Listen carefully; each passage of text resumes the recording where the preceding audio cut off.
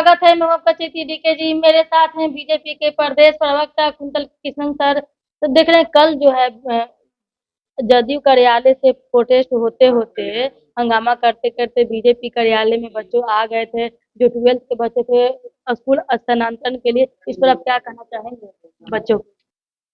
देखिए, बच्चे अपने परिवार में बात करने आए। हमारे पास आए थे बच्चे, इंटर फर्स्ट ईयर के बच्चे थे, क्लास 11th की बच्चियां थी, बच्चे थे, हमसे बात करने आए थे। अब हमारे और हमारे बच्चों के बीच में तीसरे किसी का क्या काम? हमें खबर मिली कि बलपूर्वक कुछ बच्चों को वहां से हटाया जा रहा है। मैं खुद पहुंचा वहां, मैं खुद पहुंचा। 4 बच्चे वहां से हटाए गए थे। चारों बच्चे हमारे हमारे बच्चे थे। कुछ मिनटों के अंदर वो चारों बच्चे हमारे सामने थे। हम लोगों ने उनसे बात की।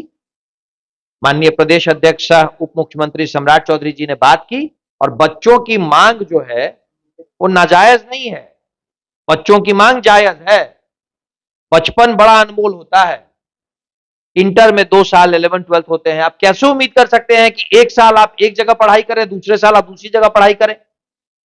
इसीलिए बच्चों की मांग जायज है और ऐसा ही होना चाहिए। 1 साल की मोहलत बच्चों को देनी ही चाहिए। सर, ये जो बीपीएससी को लेकर के देखिए सर कि पेपर लीक हो गया, रद्द हो गया, तो क्या लगता है कि बीपीएससी टीआरई 2.0 वो भी रद्द हो जाएगा, क्योंकि सप्लीमेंट्री रिजल्ट में भी फर्जीवाड़ा हुआ था। इस पर क्या कहें?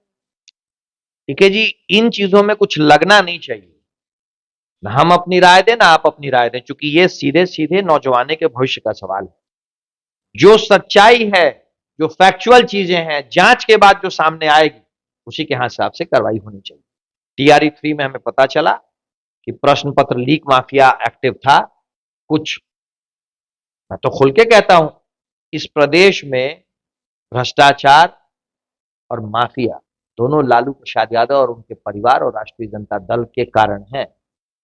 राजद के द्वारा समर्थित, राजद के द्वारा पोषित और राजद के फाइनेंसर जो है माफिया है, कभी वो प्रश्न पत्र लीक कर देते हैं, कभी वो बालू की खनन नीति का दुरुपयोग करते हैं, कभी नकली शराब बेचते हैं। तो उसी तरीके के जो प्रश्न पत्र, भाजपा को बदनाम करने की कोशिश किया जा रहा है। नहीं, हमें कोई क्या बदनाम करेगा, पर जो ये माफिया है उनका अंत करके रहेंगे हम लोग। जिन लोगों ने दुस्साहस किया है उनको ऐसी सजा मिलेगी। मैं बार बार कह रहा हूं कि माफिया बिहार छोड़ दे, वरना या तो जेल की सलाखों के पीछे नजर आएगा या गया में उनका परिवार उनका पिंडदान करके आएगा। मैं बार बार ये बात कह रहा हूं। इसका मतलब है किसी बीपीएससी जो पेपर सर कैंसिल हो गया, तो इसका मतलब ये है कि जो ओवर एज वाले आए होंगे, इसका मतलब कि उसमें मौका मिलेगा उनको फॉर्म भरने के लिए। भाई, किसी एक आदमी के साथ भी नाइंसाफी नहीं होगी। मैं आपको अश्योर करता हूं, किसी भी एक प्रत्याशी के साथ, बिहार के किसी एक युवा के साथ नाइंसाफी नहीं होने। तो इस पर क्या कहना चाहेंगे? जो बच्चे अतिथि शिक्षक हैं, शारीरिक शिक्षक हैं, इसके बारे में आपसे तो अरदास लगा के बैठे हुए हैं, तो क्या कहते हैं आप?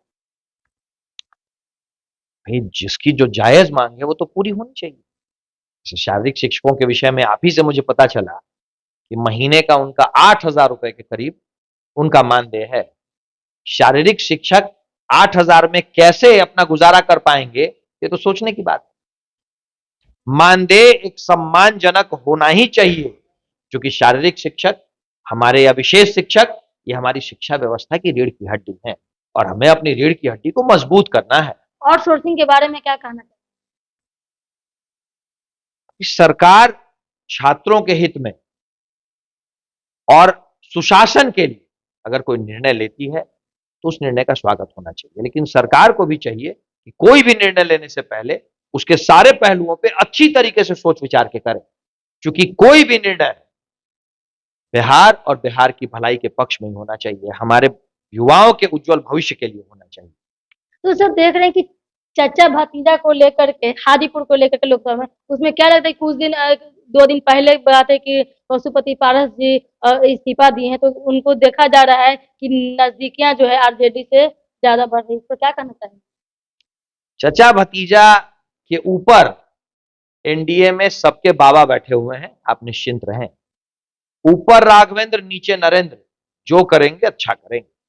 तो देख रहे हैं कि मुंगेर को लेकर के ललन सिंह को जदयू से उतारा गया है, और देख रहे हैं कि आरजेडी में कुछ खरमास में शादियां भी हो गई है अशोक महतो के। तो अपनी वाइफ को उतार रहे हैं मैदान में, इस पर आप क्या कहना चाहेंगे? अरे कहाँ पड़े हो चक्कर में, कोई नहीं है टक्कर में। हाँ, अब की बार 400 पार और 40 उसमें देगा बिहार, इतना ही कहना है मुझे। बाकी जाइए भोज भोज खाइए, अशोक हम लोगों को भी भोज भोज खिलवाए, मिठाई उठाई भिजवाए। तो आगे क्या लगता है सर कि देखिए साउथ को लेकर के हम जा रहे हैं, साउथ में 130 लगभग वहां पर सीटें हैं, 130। तो साउथ को लेकर के ये सर कहना चाह रहे थे कि वहां पर किस तरीके से मार्केटिंग स्ट्रेटजी होगी, क्योंकि हिंदी वासी, हिंदी प्रदेश वालों को वो थोड़ा सा नकारते हैं, तो समझ में उनको नहीं आ रहा है। इस पर क्या कहना चाहेंगे वहां को लेकर के? पीके एक्सप्रेसवे बहुत तेजी से साउथ पहुंच गई है, चिंता मत करें। भारत एक है, भारत एक है। और ये धर्म, भाषा, क्षेत्र के नाम पे ये जो अलगाव कराने वाली पार्टियां हैं, उनको खत्म करने के लिए ही भारतीय जनता पार्टी ने कमर कसा है। नॉर्थ हो या साउथ, ईस्ट हो या west, Bhajpa is the best, NDA is the best.